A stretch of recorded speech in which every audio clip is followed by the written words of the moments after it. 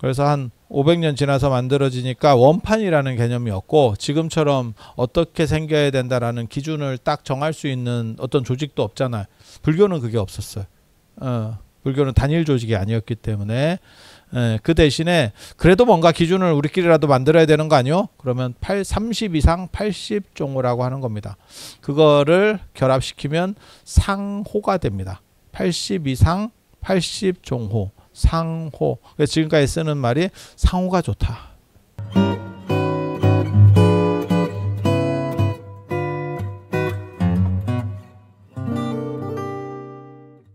부처님은 다 인도 분인가요? 이렇게. 이거 재밌다.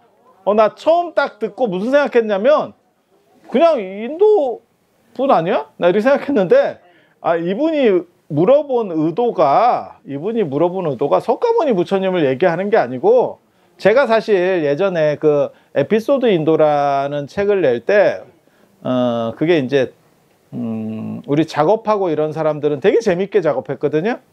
그 편집자도 되게 재밌다 하고 자기 부인한테도 읽어보라 했는데 되게 재밌다 하고 그러고 망했어요. 잘 안 팔려. 잘 안 팔렸어. 책 내용은 진짜 재밌어. 그리고 책도 잘 만들었어. 책도 되게 깔끔하게 잘 나왔거든. 망했어요. 그거 몇천 권 안 팔렸어. 내가 알기로는 한 5천 권도 잘 안 나갔을걸. 근데 뭐가 있냐면 처음부터 그 기획회의 할 때 인도는 안 돼요가 있었어. 인도와 관련된 건 전부 안 된다는 거예요. 그거는 인도의 심리적 거리가 남미만큼 멀다라고 하는 게 있어요. 그래서 인도 책은 안 팔립니다 라고 얘기를 하더라고. 내가 유시화 씨 책은 잘 팔리던데 이러니까 너는 유시화가 아니잖아. 그렇게 그래서 우리나라하고 제일 가까운 나라들은 그러니까 우리가 관심이 있는 나라들은 중국, 유럽, 미국 이런 데가 가깝고요. 인도, 동남아, 그 다음에 저 남미 이런 데는 그 다음이에요. 그리고 아프리카 이런 데는 더 먼 거야. 그러니까 배경 지식이 아예 없는 거야. 그래서 내가 그 책 만들 때 뭐 어떻게 제목을 하려고 그랬냐면 처음에는 부처님이 인도 사람이었다고 내가 이렇게 제목을 정하자 그랬었어요. 근데 왜 그렇게 제목을 정하려고 그랬냐면 부처님 이렇게 불상을 보면 인도 사람 아니잖아. 인도 사람 아니잖아. 한국 사람 아니요? 한국 사람 아니야? 한국 사람? 인도 사람은 아리안 계열이라서 약간 백인피가 있어요. 백인피가 있다고. 인도에 좀 상류층. 그리고 부처님은 파란색 머리에 파란색 눈동자거든. 감청색입니다. 그러니까 진짜 파란색 아니고 이렇게 푸르스름한 머리, 그 다음에 푸른 눈동자 있잖아요. 그래서 동아시아 불교에서도 뭐가 있냐면 눈푸른 스님께 묻습니다. 뭐 이런 게 있거든. 근데 그게 서슬이 퍼렇다는 뜻이 아니고 그 동네에서 온, 그러니까는 뭐 중앙아시아나 안 그러면 서역이나 인도나 이런 데서 온, 그러니까는 그런 쪽에 잘 아는 사람, 그런 쪽 전문가. 그 사람이 이제 어떻게 보면 지도할 수 있다, 배울 게 있다, 이런 뜻이에요 원래는. 그런데 이제 나중에는 눈 푸른 사람이 없으니까 우리가 이제 뭐 파스라니 깎은 머리 뭐 이런 식으로 굉장히 기가 잘 살아서 열심히 노력하고 뭐 이런 사람들을 눈 푸르다 하나 뭐 이렇게 생각을 하는 걸로 좀 바뀌었지. 그런데 원래는 그런 거고, 부처님도 눈이 파란 눈이에요. 파란 눈. 청안이에요. 청안. 청안. 그리고 머리카락도 파랗고. 그러니까 백인 계통입니다. 백인 계통. 그래서 우리랑은 생김새가 다르지. 근데 불상은 가만히 보면 되게 재밌는 게 각 동네마다 그 동네 사람 닮았어요. 앙코르와트 가보잖아? 그 동네 사람이야. 태국 가봐라. 그 동네 사람이야. 중국 가면 더 넓적해. 더 넓적해. 아니야, 다 그래요. 그게 되게 재밌어. 부처님은 인도 분인데 왜 인도 분처럼 안 만들까? 인도 사람처럼 안 만들까? 근데 그 이유는 뭐냐면 불상이 만들어진 게 부처님 돌아가시고 500년 뒤에 만들어져요. 부처님 제자들은 불상을 만들고 이런 거에 대해서 별로 좋아하지 않았어. 그래서 500년 뒤쯤에 만들어져요. 그렇다 보니까 원판이 어떻게 생겼는지를 몰라. 우리가 지금 어떻게 보면 세종대왕 어떻게 생겼는지 모릅니다. 모릅니다. 퇴계가 어떻게 생겼는지, 율곡이 어떻게 생겼는지 그런 분들이 한 500년 정도 되신 분들이거든요. 몰라 우리. 그 제가 되게 재밌다 그랬잖아. 퇴계는 진짜 소지섭처럼 생겼을까? 1,000원짜리 봐봐. 약간 소지섭까지 생겼잖아. 그런 느낌 안 들어? 그래서 한 500년 지나서 만들어지니까 원판이라는 개념이 없고 지금처럼 어떻게 생겨야 된다라는 기준을 딱 정할 수 있는 어떤 조직도 없잖아. 기독교 같으면 정했을 수도 있어요. 그건 교황이 정해버리면 되거든. 예수는 이렇게 생겼음 땅땅땅 이래버리면 그 기준에 맞추려고 할 거예요. 근데 불교는 그게 없었어요. 불교는 단일 조직이 아니었기 때문에 그 대신에 그래도 뭔가 기준을 우리끼리라도 만들어야 되는 거 아니요? 그러면 30 이상 80종호라고 하는 겁니다. 그거를 결합시키면 상호가 됩니다. 80 이상 80종호 상호. 그래서 지금까지 쓰는 말이 상호가 좋다. 그래서 그렇게 상호라는 표현이 거기서 나오는 거예요. 그래서 그 기준들을 우리가 한번 정해보자 라고 한 게 30 이상 80종호. 그러면 그게 진짜냐 가짜냐 알 수가 없습니다. 왜?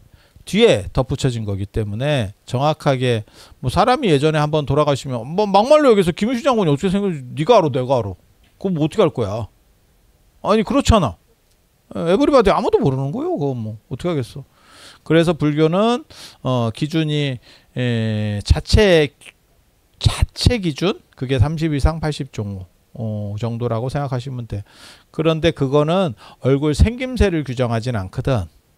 그러니까 얼굴이 어떻다라고 하는 거를 눈이 어떻다, 뭐 귀가 좀 길다, 귀가 크다, 귓밥이 이렇게 커야 돼요. 귓밥이 커야 되고 그 다음에 도독하고 제가 그 얘기 해드렸나?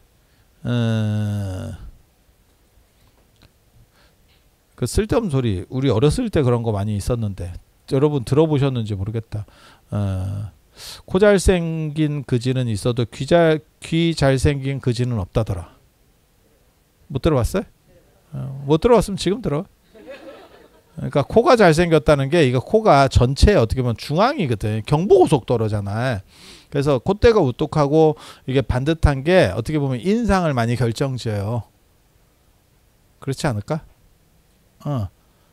그런데 그래서 코가 잘생긴 사람들이 대부분 이게 잘 되거든. 그러면 이거 상 이쪽이 발전하면 이쪽이 이렇게 좀 발전해서 훤칠하고 이러면 어렸을 때 이렇게 출세한다는 거예요. 그래서 눈썹 미간이 좀 벌어져 있고 위가 이렇게 반듯하게 깨끗하게 위로 이렇게 좀 밀어 올려간 앞장구의 대머리지. 요즘으로 말하면 그거 이제 출세한다는 어렸을 때 관운이 있다. 뭐 이렇게 들어보셨어요? 그렇게. 그렇게 되는데 귓볼이 크고 이게 두툼하고 짧은 귀가 얇은 게 아니고 약간 두툼하고 그다음에 이렇게 되는 귀가 있어요. 이렇게 약간 이렇게. 그 귓바퀴가 이렇게 좀 도독하게 된 그게 있거든. 그게 돈이 있는 겁니다. 그래서 돈이 없으면 귀를 성형해. 성형을 코를 자꾸 하지 말고 코하고 눈을 성형하지 말고 귀를 성형해. 귀를. 귀를. 그러니까 내가 어렸을 때 내가 돈이 없어가지고 나 이렇게 땡기고 이랬었거든. 이렇게 막 땡기고. 이게 땡겨도 조금씩 좀 커집니다. 계속 땡기면. 계속 땡기면 돼요. 그래서 계속 땡기면 부처님 같이 이렇게 길어지지. 그러면 이렇게 고개 돌리면 이렇게 친다. 그래서 불교는 그런 기준으로 만들고 있다. 그러니까 세부 생김새에서 그 사람들이 원하는 모습으로 조율이 되는 거예요. 그래서 한국 사람들은 약간 한국 사람 스타일의 부처님이 되는 거고, 그리고 그게 시대를 반영한다라고 제가 전에도 그런 말씀 드렸었는데, 그래서 지금 현대 사회에서는 부처님이 자꾸 말라가요. 왜? 뚱뚱한 거 별로 안 좋아하거든. 그러니까 살이 좀 빠집니다. 부처님이 지금 위고비를 하는 스타일로 점점 좀씩 말라가고 있습니다. 그리고 옛날이라고 다 뚱뚱한 것만 하는 거 아니에요. 뚱뚱한 거 좋아하던 왕조도 있고 마른 걸 좋아하던 왕조도 있습니다. 말 타는 사람들이 내려왔을 때, 그러니까 청나라, 그 다음에 저 뭐야 오호라고 하는 선비, 흉노, 갈저강 이런 나라들이 내려왔을 때, 그러니까 뭐 부기 시대 뭐 이런 거 있어요. 그럴 때는 전부 마른 모습으로 나옵니다. 부처님도. 어떤 경우는 진짜 깡마른 거 있어. 깡마른 거. 야, 저렇게 뭐 거식증인가 싶을 정도로 깡마른 그런 걸 선호하던 시절도 있습니다. 그래서 각 시대마다 그 미감을 반영해서 나타난다더라. 그러면 잘생긴 거냐? 그건 아니에요. 부처님이 잘생겼다라고 생각하시면 안 돼. 잘생긴 건 아니고 속기를 벗어났다. 그래서 이런 종교미술에서의 가장 큰 특징이 성스러움이라는 개념이에요. 그러니까 어느 정도 이상의 잘생김과 약간 성스럽게 보이는, 그러니까 연예인도 그거 있어요. 이쁜데 약간 싸 보이는 얼굴이 있고 이쁜데 약간 있어 보이는 얼굴이 있고, 뭔 뜻인지 아시겠어요? 느낌 있지? 그게 뭔 얘기인지 알아들으시겠지? 그리고 종교미술에서는 플러스 성스러움이라는 게 들어가.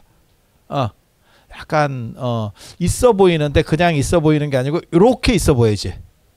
예. 그게 종교미술의 특징 중에 하나거든. 그래서 그렇게 있는 거고, 그 다음에 기독교도 마찬가지예요. 예수가 나중에 뜨려 그러면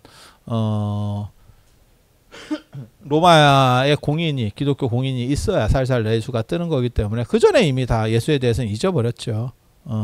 그리고 그게 로마를 통해서 유럽으로 퍼지다 보니까 예수는 빼짝골은 유럽인상으로 바뀌었죠. 그래서 전에 제가 그 얘기 안 해드렸나요? 그 BBC에서 영국의 BBC에서 예수는 어떻게 생겼을까를 추정하는 다큐를 만들었어요. 그래서 중동 예수가 살았던 중동 쪽에 2000년 전에 인골들을 발굴을 한 걸 가지고 어떻게 생겼는지 그 당시 표준 인물을 만들어내는 거예요. 2000년 전 중동 사람, 예수는 아시아 사람입니다. 유럽 사람이 아니고. 맞잖아. 아시아잖아. 거기 아시아. 지금 치고받고 하는데도 아시아잖아. 그래서 그 중동의 그 평균 얼굴 생김새를 뽑았더니 나온 게 후세인 같이 나왔어요. 지금도 인터넷 같은 데 찾아보면 있습니다. 후세인 얼굴로 나와요. 그게 그 동네 사람 평균 얼굴이었던 거야. 그래서 뭐 세잔하게 골아서 뭐 이렇게 대롱대롱 매달려 있고, 그런 얼굴 아닙니다. 예수 하면 이렇게 막 약간 그 청수박상이라 하는데, 약간 뭐라 할까, 약간 마르고 약간 신경질적으로 생긴 뭐 그런 식. 부처님은 약간 이렇게 후덕한 상이라. 그제 이게 달라요. 이 선호도가 달라. 그래서 그렇게. 저는 개인적으로 제가 이렇게 마른 사람 별로 안 좋아합니다. 저는 약간 퉁퉁한 사람들 좋아하거든. 퉁퉁한 사람들. 이게 옛날 스타일이라서 그래. 옛날 스타일. 그래서 중국에 이번에 낙양 그쪽 가면 그 용문석굴이라는 데가 있는데, 그게 어떻게 보면 중국 불교 미술의 눈깔이거든요. 14만 불이 모셔져 있어. 한 1km도 더 됩니다. 이제 그 유적이 1km 더 돼. 거기에 이렇게 쫙 도는 건데, 보통은 그렇게 안 돌아요. 근데 저는 이제 거기서 아예 한나절 내도록 있으려고, 하루를 거기서 다 왔다 갔다 하고 있으려고 뭐 그렇게 생각하고 있는데, 보통은 몇 시간 하고 빠지거든요. 그러니까 눈깔 딱 찍고 빠져요. 인도 가도, 아잔타 엘로라 가도 저는 다 갑니다. 거기에 모든 구멍을 다 들어가려고 그래요. 근데 대부분은 이제 이렇게 하고 물론 뭐 다 갈 수 있을지 저도 잘 모르겠어요. 나중에 한참 걷다 보면 굳이 다 가야 되나 이 생각이 또 들어. 근데 저는 뭐라고 얘기하냐면, 그래도 한 번이라도 눈도장이라도 찍으라고. 물론 뭐 거기에도 메인이 있고 약간 좀 찌리하게 만들어진 그런 불상들도 있어요. 그래도 그게 다 한 600년대 거니까 한 1400년 정도를 견뎌온 불상들인데, 그래도 한 번이라도 이렇게 눈도장이라도 찍고 가시라고 저는 그렇게는 얘기를 해드려요. 그래서 거기 보면 시대마다 마른 불상이 나오고 퉁퉁한 불상이 나오고 이게 보여요. 왜 여러 시대가 막 섞여 있으니까. 그래서 마르면 옛날 거 좀. 그 다음에 좀 퉁퉁하면 당나라 거. 그리고 마른 것도 아니고 퉁퉁한 것도 아니고 그지 같으면 뒤에 후대 돈 떨어졌구나 이런 생각하면 돼. 너네 좀 딸리는구나 이런 생각하면 돼. 그리고 이런 다녀보면 확실히 돈 많은 사람이 만든 게 대단해. 우리가 그런 거 있거든. 오래된다고 다 문화재 되는 거 아니다. 이게 있거든. 오래돼도 싼 건 싸. 싼 건 싸. 그래서 처음부터 좀 비싸게 잘 만들어진 게 남으면 A급이 되는 거예요. 우리나라도 그런 유물을 얘기하면 백제 금동대학로 같은 게 그런 유물이에요. 그거를 능사라고 하는 절에서 백제 돌아가신 왕들 선왕들을 추모하면서 거기다 향을 피웠던 거거든. 그런데 뭐 전란이 났는가 봐. 상황은 모르겠어. 근데 유물이 발견됐을 때 보면 그걸 이제 납작 유물이라고 하는데 들고 가는 게 아니고 숨겨놓고 가는 거야. 이해가 됩니까? 숨겨놓고 내가 다시 와서 찾아야지 이렇게. 그걸 이제 관리하는 사람들이 그런 경우들이 많아요. 그걸 납작 유물이라 그래. 그런 거 발견되면 엄청 좋거든. 대박이거든. 왜냐면 A급 아니면 안 숨겨. 생각을 해봐. 그래서 그걸 놓고 그 백제 금동대학로를 거기다 놓고 그 위에 무너지지 않도록 이렇게 나름 정리를 해서 그걸 묻어버린 거예요. 그래서 그게 보존이 잘 된 거거든. 그러니까는 그냥 묻힌 거하고 그렇게 보존하려고 묻으면 얼기설기 위에를 가설을 합니다. 압착되면 안 되니까. 결국은 압착은 돼.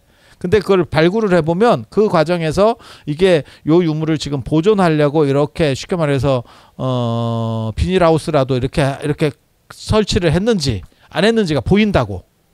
그러니까 그냥 어디 전란통에 막 어떻게 하다가 땅속에 묻힐 수도 있잖아. 불나고 이러면서. 그런 거는 거기에 아무 위에 설치된 그게 없어요. 그냥 묻힌 거야.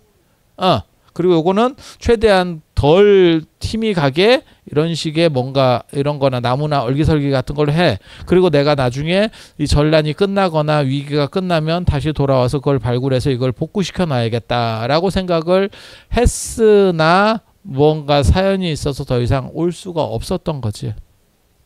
뭔가 이유가 있었겠지. 뭐 죽었거나 안 그러면 뭐 완전히 뭐 그렇게 된 거지. 그러니까 보물지도 같이 되는 거지. 그렇게 해서 나온 물건은 A급인데다가 깨끗하지. 그럴 것 같지 않아요? 그냥 생각을 해봐. 그렇게 되는 거예요. 그리고 그냥 생활용품 있잖아요. 우리들이 쓰는 거 그거 오래돼도 별 볼 일 없어요. 제가 얘기하잖아. 신라시대 토기 뭐 이런 거 싸다. 고려청자 싸다. 고려청자 싸다. 나한테 잘 보이면 고려청자 내가 줄 수도 있다. 사람들이 잘 모르는 사람이 뭐 신안 앞바다 이런 데서 올라오는 거 있잖아. 다 좋은 건 줄 알거든. 그런 거 싸다. 그건 생활용품이 생활용품. 우리나라에서 중국으로 납품하던 배에다 실어서 몇만 점씩 납품하던 그런 생활용품이에요. 그런 건 돈 얼마 안 해. 그러니까 그런 게 막 뭐 한 몇천만 원씩 하는 거 아닙니까? 그런데 뭐 만 점이 발견됐으면 그런 거 아닙니다. 그건 싼 거. 그래서 우리 속담에도 있잖아. 개꼬리 3년 둔다고 황모되랴. 황모가 쪽제비 꼬리잖아. 쪽제비 털. 맞잖아.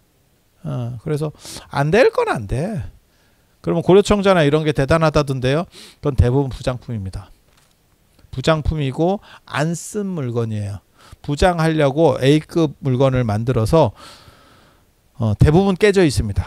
그래서 그렇게 발견되는 건 대부분 깨져 있습니다. 왜냐하면 너무 좋은 거를 그냥 넣으면 도굴 될까봐 위에를 깨요. 그래서 위에가 쓴 사용감도 없는데 위에가 깨져 있어. 그러면 정상입니다. 그렇게 넣는 거예요. 그러면 옛날 사람들은 문화재라는 개념이 아니고 그게 이제 돈이 된다라고 생각을 했는데 깨져 있으면 쓸모가 없잖아. 좋은 물건이라도. 아니 맞잖아. 지금은 우리가 문화재 이러니까 뭐 어쩌고저쩌고 하는데 그래서 A급 물건들 이렇게 보면 위에 이렇게 보강된 게 티가 나요. 눈 자세히 보면. 근데 이제 제대로 못 보는 사람들은 모르는 사람은 잘 못 봐. 요즘 기술이 좋아가지고. 그래서 문화재 복원할 때도 두 종류가 있거든. 하나는 티를 전혀 안 나게 복원하는 거 있고, 그 이제 약간의 불미스러운 생각이 들어있는 거지. 팔아먹으려고. 박물관 같은 데서는 아예 보이게 복원하는 경우도 많아요. 왜냐하면 그것까지는 원판이고 여기는 이렇게 복원된 거니까 너가 알아서 봐라. 우리가 추정해서 이렇게 생겼을 거라고 생각했지만 틀릴 수도 있잖아. 그러니까 그 마지막 권한을 관람자에게 주는 거지. 뭔 뜻인지 아시겠지? 그런 거예요. 그래서 부처님은 어떻게 생겼는지 잘 모르고, 그 다음에 예수도 어떻게 생겼는지 모르는데, 부처님은 각 동네마다 자기 스타일로 만들기로 어떻게 보면 그렇게 결정이 된 거고, 그래서 인도 사람들이 만든 부처님은 인도 사람같이 생겼고, 동남아 사람 부처님은 동남아 사람같이 생겼고, 중국은 중국 사람같이 생겼고, 일본 또 불상 또 일본 절에 가보면 우리랑 비슷하긴 한데 약간 뾰족한, 약간 우리하고 약간 다릅니다. 느낌이 우리나라 부처님하고 또 약간 달라. 중국은 더 돌이 납작하고, 조금 있어 차이가. 이렇게 그 나라에 가서 보면 큰 차이는 아닌데 한국 사람 정도면 느낍니다. 절에 좀 많이 와보신 분은 느낍니다. 동남아시아나 이런 데 가면 100% 느끼고, 그건 사람이면 느끼고, 눈이 있으면 느껴. 눈이 있으면 느껴. 눈이 있으면 느껴. 근데 동양 삼국 같은 경우는, 한중일 같은 경우는 민족도 비슷하고 섞여놓으면 잘 구분 잘 안 가잖아요. 근데 그 나름의 미감들이 조금씩 틀려. 조금씩 틀려. 그래서 계속 보면, 그래서 불상을 중국에서 누가 사와가지고 우리나라 문화재처럼 해도 이렇게 보면 중국 거 같은데 이런 느낌들을 받습니다. 저건 중국 물건 같은데요. 저한테도 그런 얘기를 누가 해서 중국 거 같은데, 그러면 저도 이제 뭐 거의 100% 장담을 못하니까 또 저를 비슷한 사람한테 물어봐. 사진을 보내주면 중국 거 같은데, 몇 명이 계속 이러잖아요. 중국 겁니다. 느낌이 오는 거야. 느낌이 오는 거예요. 그래서 뭐 그렇게 그게 돈 차이가 커요. 몰라서 그렇지. 거기에 이제 전문가들이 사인해가지고 한국 걸로 만들어 주잖아. 확 올라갑니다. 그 참 진기하지. 참 진기하지. 그래서 뭐 그런 거고. 여기 부처님이 다 인도 분이냐고 이게 물어본 거는 아마 다른 부처님을 물어본 것 같아요. 저는 처음에 그냥 당연한 거 아니야? 라고 생각했는데, 그러니까 뭐 아미타 부처님도 계시고 다 다른 거예요. 그러니까 인도 분 아닌 거예요. 인도 분은 석가모니 부처님, 그 다음에 미륵이 저 용화수 밑으로 내려오거든요. 구두말성인가 뭐 구무둘성인가 뭐 그쪽에서 내려올 거거든요. 그 인도 쪽일 겁니다. 그러니까 그런 쪽은 좀 인도고, 좀 멀리 떨어진 쪽은 다 각각입니다. 그리고 부처님이 똑같이 생겼다고 생각하지 마세요. 민족이 다르고 인종이 다르면 생긴 것들은 좀 다를 거예요. 그러니까 성취도는, 예를 들어서 뭐 노벨 문학상을 받는 사람들이 있어. 매년 이렇게 받는 분들이 계시잖아요. 그런 사람들의 어떻게 보면 그 문학적인 거는 레벨은 비슷하다고 볼 수도 있겠지. 그러니까 그 정도 상을 받지 않겠어요? 하지만 그 작품의 성향이라든지 내용이라든지 이거는 현격하게 차이가 나겠죠. 그죠? 그래서 부처님들이 가지고 있는 깨달음이라고 하는 것이 비슷한 거지, 그게 동일한 거지. 깨달음을 한마디로 정의하면 완전한 자유, 그 다음에 완전한 행복입니다. 쉽게 정의해 드리면, 저는 사실 행복이라는 단어보다, 저는 행복이라는 단어를 제가 제일 많이 쓰는 단어긴 한데, 행복이 애매해요. 어떤 게 행복인지 정확하게 잘 안 나오거든요. 그래서 저는 구체적으로 설명할 때는 자유라고 설명을 해줘요. 어디에도 걸림이 없는 자유. 그건 좀 더 어떻게 보면 그것도 무슨 뭐 100% 뚜렷한 단어는 아니지만, 그래도 행복하다라고 하는 것보다는 조금 더 다가오잖아요. 아니면 말고. 그래서 완전한 행복, 완전한 자유, 어디에도 걸림 없는 완전, 그게 깨달음이에요. 그게 깨달음이에요. 그러니까 그걸 성취한 것은 동급인데, 방향이라든지 그런 것들은 사실 차이가 있어요. 그래서 미륵 부처님하고 석가모니 부처님도 얘기하는 게 다릅니다. 여러분은 잘 모르셔서 그래요. 그러니까 안미타 부처님이나 약사열에 당연히 다른 얘기를 하는데 그분들은 사상적인 얘기를 많이 하진 않았거든. 사상적인 얘기를 그냥 신앙적인 얘기를 했지 사상적인 얘기를 하진 않거든. 근데 미륵만 해도 사상적인 얘기를 많이 해요. 인도 대승불교의 2대 학파 중에 하나가 뭐냐면 유가행파라고 하는 게 있어요.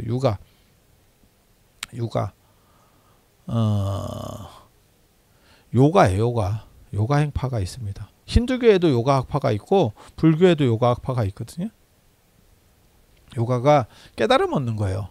다리 꼬는 게 아니고. 다리 꼬는 거는 이제 너무 앉아서 이렇게 명상하고 이런 게 하다 보니까 몸이 안 좋으니까 몸 푸는 걸로 하는 거지 그게 목적이 아니에요. 요가의 목적이 꼬는 게 목적이 아니고 자세가 목적이고 아사나하고 이런 게 아니고 원래는 정신적으로 성취하는 게 목적인 거고. 그래서 불교에도 요가 학파가 있고 그 불교 요가의 시조가 누구냐면 미륵입니다. 힌두교 요가의 시조는 쉬바신입니다. 쉬바신입니다. 그래서 그렇게 그래서 각각이 달라. 그리고 그 미륵을 모시는 학파가 동아시아에도 굉장히 커요. 동아시아에도 굉장히 커요. 그게 이제 화엄종과 더불어서 법상종이라고 하는 게 사실은 미륵종입니다. 미륵종. 법상종의 대표 사찰이 지금도 남아 있죠. 금산사 법주사. 금산사에 가면 미륵전 3층으로 된 밖에서 보면 3층 안에는 통층으로 된 미륵 부처님이 크게 이렇게 모셔져 있고 그 다음에 법주사에 가면 청동미륵대불 해가지고 크게 또 모셔져 있고 그런 게 이제 미륵종 사찰들이.